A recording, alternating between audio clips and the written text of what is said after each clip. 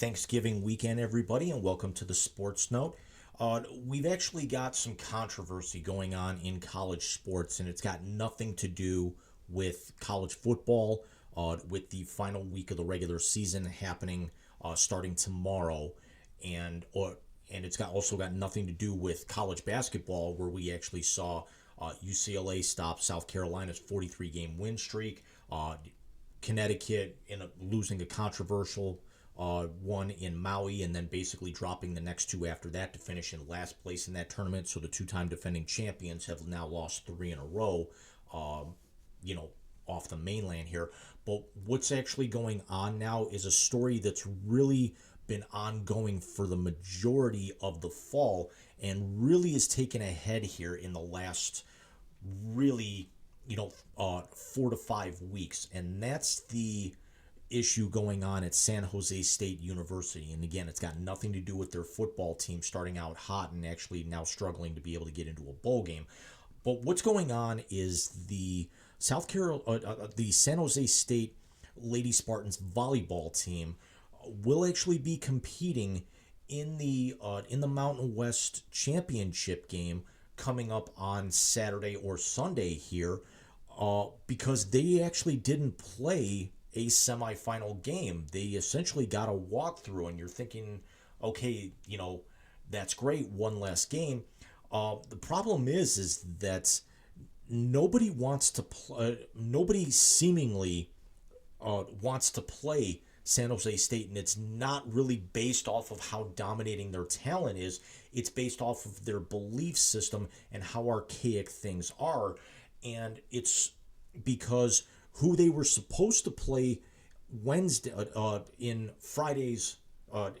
tomorrow's semifinal was Boise State. Boise State won their quarterfinal game on Wednesday night and then forfeited, effectively ending their season. Now, San Jose State was the second seed going into the women's volleyball tournament in the Mountain West Conference, but it's also because there are strong rumors going around and unconfirmed reports that San Jose State is using a transgender player on their roster, to where they were the benefactors of 6 forfeit victories this season. And Boise State, by forfeiting that semifinal that would have come up tomorrow, it's the third time that Boise will have refused to play San Jose State this year. Boise forfeited on September 28th, November 21st, and what's coming up tomorrow. Wyoming backed out of their October 5th match, and then again on November 14th. Utah State followed suit on October 23rd, and Nevada forfeited on October 26th. So there was actually a period after Boise State had won at Air Force on October 19th. They didn't have another game until Halloween night, also against Air Force, which was also a win because of the forfeitures between Utah State and Boise. So it's certainly not the best look for the Mountain West Conference here. We're going to see the discussion over the course of the next several months and probably the next couple of years for trans athletes in college sports, both men's and women's. But where the story takes a dramatic and quite honestly sickening turn is that there was a lawsuit that was filed back in late September for a number of current and former Mountain West players. The San Jose State associate head coach Melissa Beatty-Smoose, and also San Jose State current co-captain senior Brooks Slusser. And I apologize if I'm saying that incorrectly, because I'm going to be saying it a bunch more throughout the course of this. Now, there were reports that Slusser was the one that outed her teammate, not yet by name. The player is named in the lawsuit, but because of Title IX regulations and federal privacy laws, that has not come to light based off of the media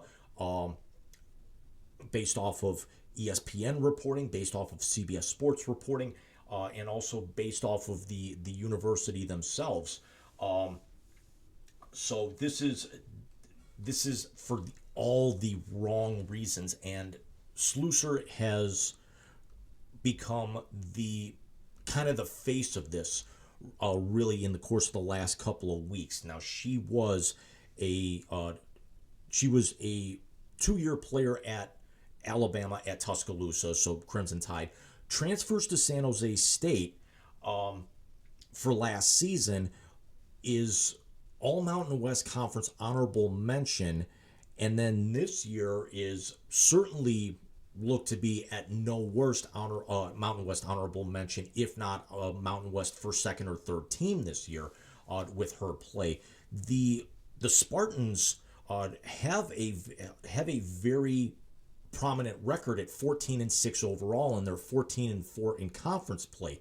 The problem is that the 14-6 record is 6 games short of everybody else in the conference. So when these teams are forfeiting, San Jose State is not getting credit for a victory, and these schools are not getting credit for a defeat in their overall records, but it is counting in the Mountain West standings. So all teams have played 20 matches. So this 14-6 record, by these 6 forfeitures, they could have been 8-6. They could have actually been 8-12 at that particular point had it gone the other way.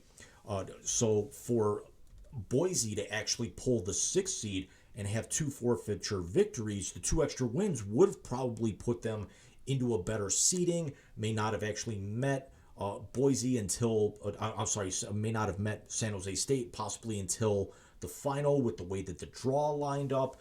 But instead, San Jose State moves on, although there is certainly got to be some level of disconnect going on within the program. So how do you figure that they're going to coexist for the final coming up this weekend, when now things have actually come to light because there was an appeal filed in federal court earlier this week?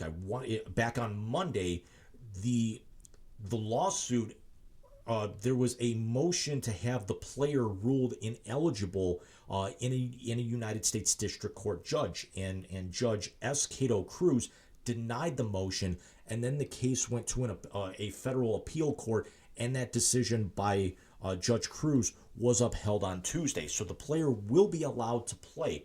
Now Slusser, again, has become the face of this for all the wrong reasons. She's actually claiming that the university and some of her other teammates told her not to bring up the issue, as it is, quote, referring to it as the elephant in the room.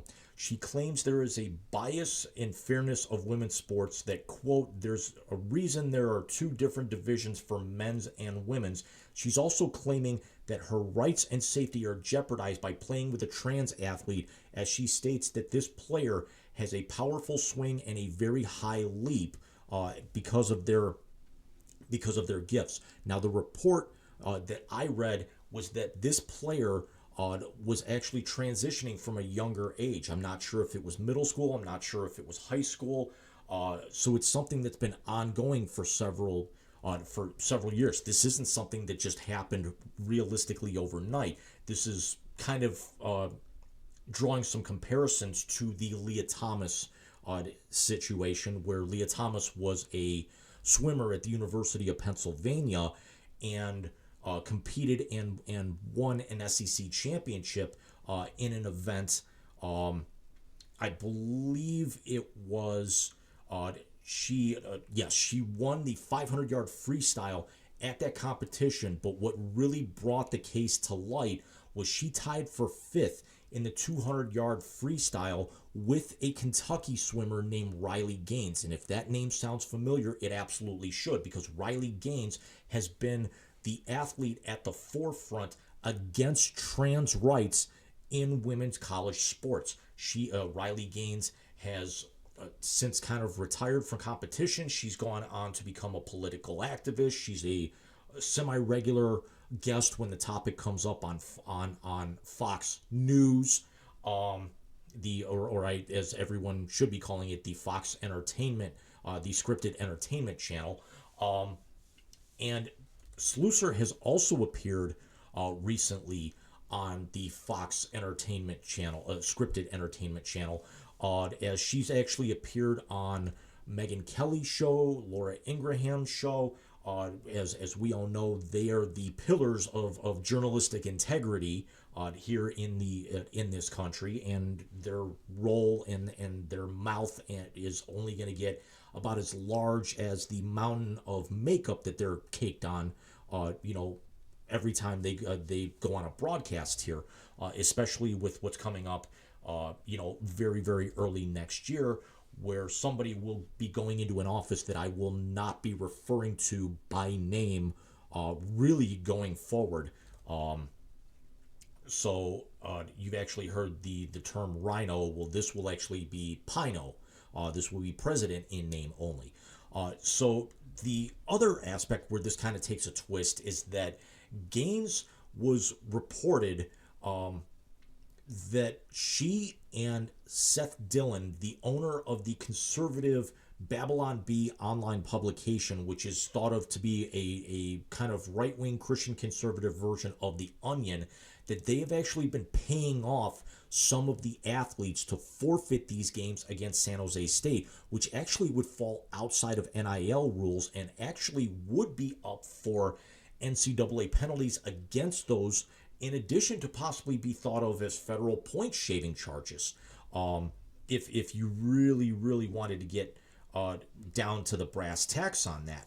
Now, what the NCAA enacts is that they allow the individual sports to dictate their rules based off of their governing bodies. So with volleyball, they defer to the American, I'm not sure the name of the organization, but whatever the regulations are for male and female athletes under the national umbrella of volleyball in this country. Swimmers adhere to the same code. We see that every time the Olympics come up, the track and field comes up.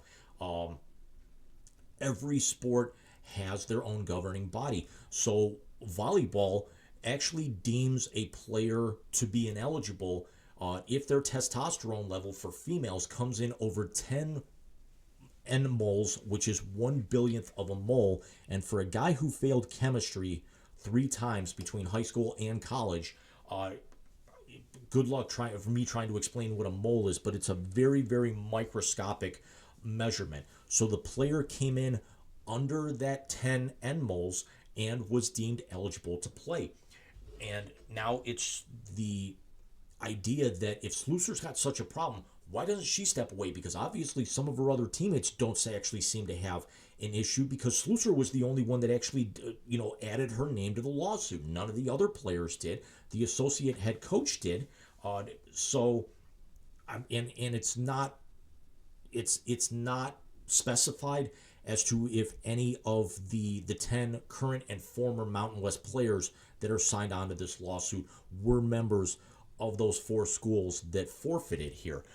So with the idea of Slusser, she's getting probably, I don't think she can get paid for her appearances on Fox, but she's also under an NIL banner. So could the NC2A maybe step in and kind of restrict that? Because as you go to certain schools and their athletic department website pages, you'll actually see links to where you would be able to fund the athlete with NIL through university sanctioned type services. So for Slusser, you can get an autograph for as little as $55. You can get a cameo video starting at $26. You can actually pay her to appear at your volleyball team's practice or team event. That'll set you back about $59. Slusser, certainly what you would expect, to kind of look like to add on to this. Tall, beautiful, blonde hair, blue eyes, etc., etc. Relatively attractive. Her and Riley Gaines, you're probably going to see them out at some sort of appearance, because Slusser, being a senior, is going to be graduating before too long. So this is the only time she's really going to have to worry about this or have this directly affect her. But good on the judge for basically kind of throwing this out. And I'm hoping that the Spartans, first of all, win that Mountain West Championship match cleanly this coming weekend. And more importantly, for as beneficial as Sluicer has been, really start to distance themselves from her, and also probably move on from this associate head coach after the season, where Sluicer's no longer a member of the university. If she wants to actually have an extra year of eligibility or something like that at grad school, she can transfer again. So let me know what you guys think. Where do you come out on this? And I will be back with you guys very, very soon, possibly even this weekend, maybe to recap the PFL World Championships coming up on Black Friday. Everyone have yourself a safe and a happy Thanksgiving weekend if I don't post again. And I, again, will see you guys very soon. Take care.